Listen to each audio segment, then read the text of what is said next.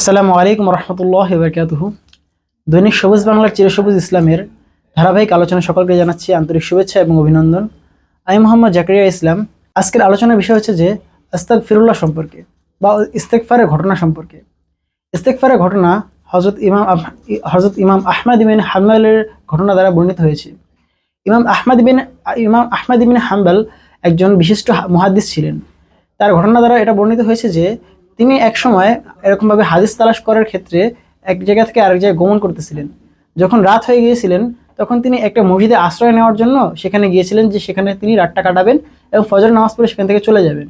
কিন্তু মসজিদের খাদেম তাকে সেখানে রাত কাটানোর অনুমতি দেয়নি এবং তিনি বৃদ্ধ অবস্থায় থাকার কারণে তাকে অনুরোধ করছে যে ভাই আজকে রাতটা আমাকে কাটাতে দাও, কারণ আমি এত শীতের রাতে কোথায় যাব।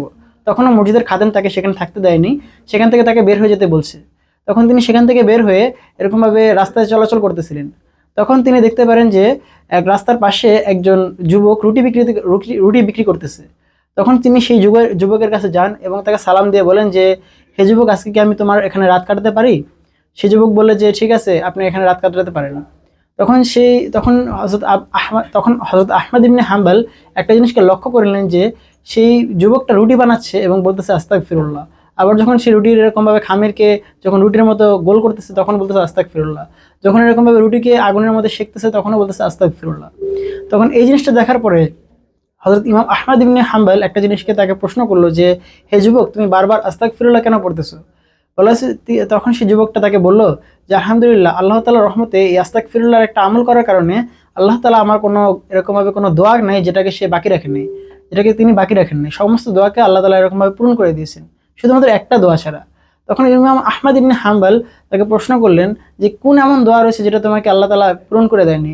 তখন তিনি বলছেন যে, আমার একটা দোয়া ছিল যে এই জমানার সবথেকে বিখ্যাত মুহাদ্দিস ইমাম আহমদ ইবনে হাম্বলের সাথে দেখা করব। তো এই দোয়াটা আল্লাহ তাআলা আমাকে এখনো পূরণ করেনি।